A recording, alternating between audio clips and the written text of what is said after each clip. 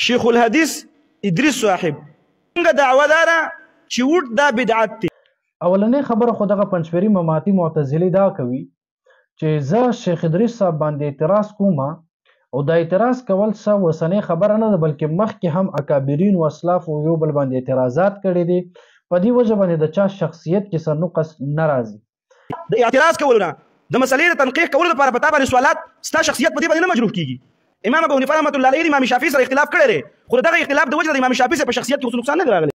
نو مثال وای څنګه چې امام اعظم ابو حنیفه رحمه الله د امام شافعي سره اختلاف کړی دا نو دغه احمق او جاهل دغه انسان ته دا پته هم نه لګي چې آیا دا زه څه وایم خو د اولیاء کرامو د بزرګانو خلاف چې کله غپیږي دغه خلک نو خولې نه دغه شاندې ګندونه به وځي بلکې څه سمه خبره به نه وځي.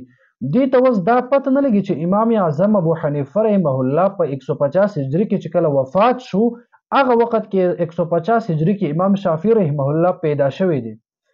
نو اوس دا څنګه ممکن ده چې امام ابو حنیفه رحمه الله چې کم ورځ باندې وفات کیږي دغه وفات نه پس امام شافعي رحمه الله پیدا شو نو امام ابو حنیفه صاحب رحمه الله د امام شافعي صاحب سره اختلاف وکړو. نو آیا امام ابو حنیفه رحمه الله د قبر نه راپاسېدو بیا یې راغی امام شافعي صاحب سره اختلاف وکړو که نه؟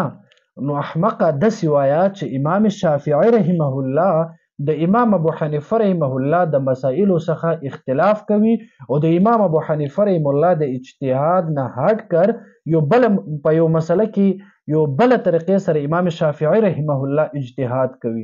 نو د خبرو مقصد دا ده چې امام شافعي رحمه الله د امام ابو حنیفه رحمه الله سره اختلاف کوي نه کې امام اعظم ابو حنیفه رحمه الله د امام شافعي صاحب سره اختلاف کوي. اوس د دې کوم مشر چې شیخ طاهر رحمه الله هغه ډېر مخکې تیر شوی دی او زه خو اوس په دې زمانه کې یم نو زه داسې خبره څوک وکړي چې څه زمانه پس بیا څوک داسې خبره وکړي چې باید شیخ طاهر رحمه الله د محمودي سره اختلاف کړي هغه خلک به وایي چې دا لیونی دی منټل دی.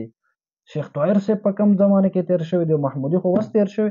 بهرحال نو دې ته دا پته نه لګي چې امام ابو حنیفه رحمه الله کله تیر شوی دی امام شافعي صاحب کله تیر شوی دی.